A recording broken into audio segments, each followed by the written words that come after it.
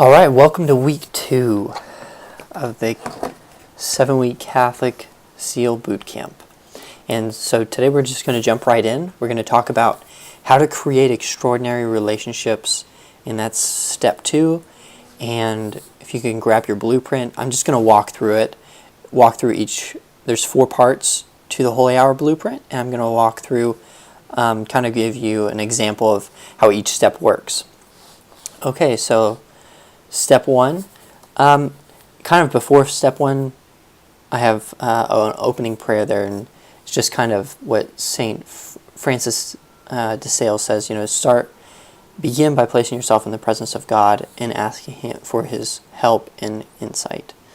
So the prayer just is very simple. It says, Lord, thank you for this opportunity to be with you. I'm here because I love you and I desire to fall more in love with you. Please transform my heart so that I may become the husband, father, and leader you desired me to be. So it's just kind of reaffirming our intention. We're here because we love God and because we want to grow. All right, moving on to step 1. Starting with really beginning with gratitude and focusing on looking at our day, and that's kind of how the exercise goes. It says spend 15 minutes using the exercise below and talking to our Lord about it. Today I'm grateful to God for, and it could be my healthy family. Number 2, it could be my stable job or for my work.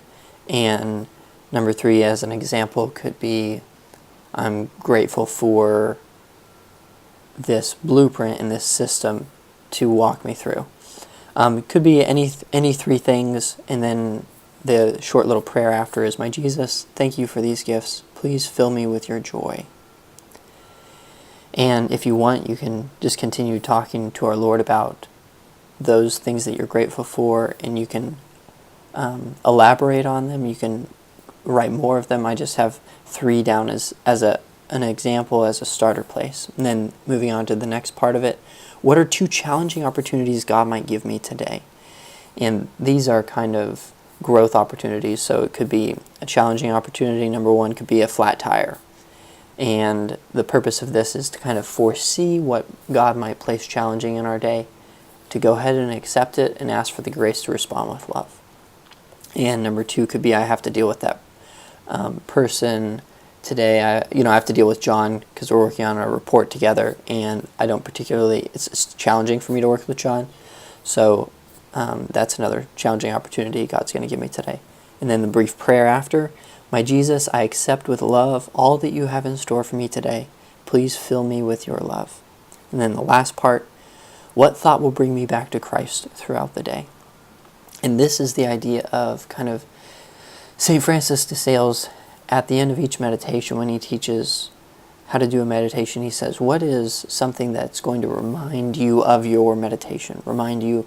Bring your mind back to the supernatural focus that our Lord wants to fill our whole days with.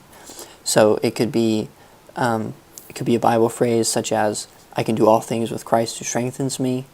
And just something that will redirect your mind that you can say throughout the day, and that will help refocus your attention.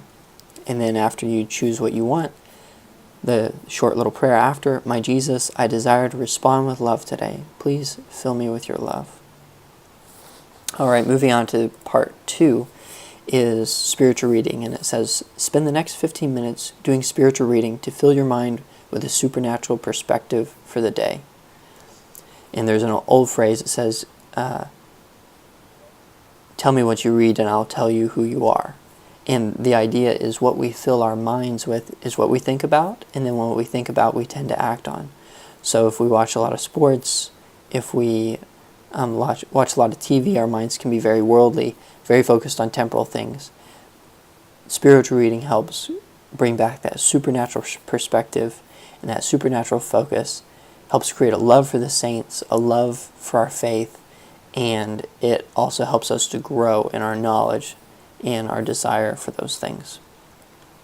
So the next step is doing a meditation.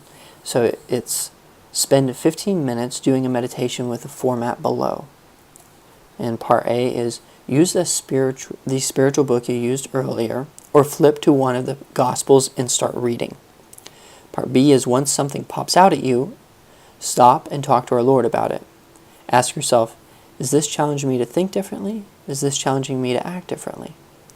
And then part 3 is when you have exhausted your talking point, go back to reading, continue alternating from part A and part B for the rest of the 15 minutes. And just as an example of what this could be is, if you're reading in the Gospel and you're reading about Jesus calling his apostles to come follow him, and you notice he just says, "Come follow me," and that could strike you. Just the brief phrase, "Come follow me, for I'll make you fishers of men," and just how powerful that must have been. How simple he was. He didn't try to have a 2-hour lecture. It wasn't like he was trying to sell a timeshare at Disney. He didn't lock you in a room.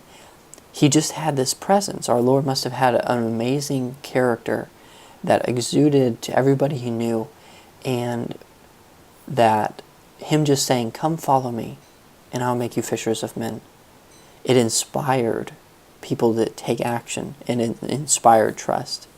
And that example could be your talking point, and you just talk to our Lord, about, "Lord, I wish to trust you like the apostles did, and please increase my trust. Please, I know that you are going to take care of me. I know that you are watching over me. I ask for the grace to have that deep trust that the apostles had, that deep faith, that deep love."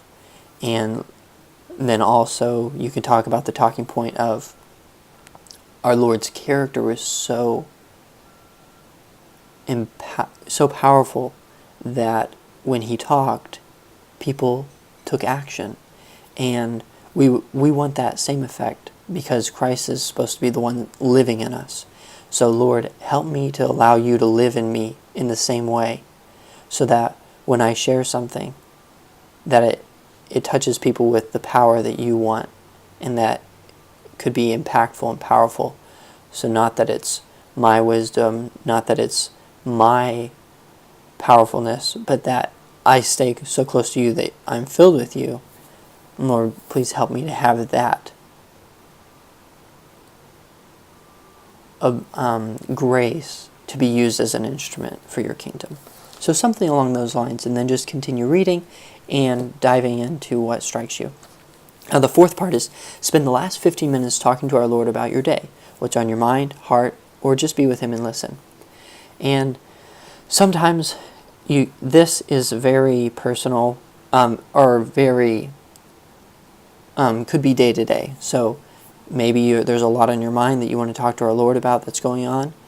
You might just want to sit quietly and picture yourself standing by our Lord, by the cross, looking up and expressing our love in silence for him, what he's done for us, and our desire to stay close to him and to live the life of the gospel. So whatever you feel compelled to do, don't force it. No need to make artificial conversation, but you're with our Lord, and allow him to move your heart, and just allow yourself, if you want to, just to be with him and to be in his presence, and allow him to fill you with his light and his love. And then the last part is the closing prayer. Lord, thank you for the grace to want to pray, and for all the insights and graces you have given me today. I desire to do all my work today for love of you. And so that's the Holy Hour Blueprint. If you have any questions, please move on to the Q&A video, and I'll answer some basic questions there. But for now, I encourage you just to get started, and I'm sure you'll have more questions as you go, but the main thing is to get started. So, all right, have a great week 2, and I'll see you in the next video. God bless.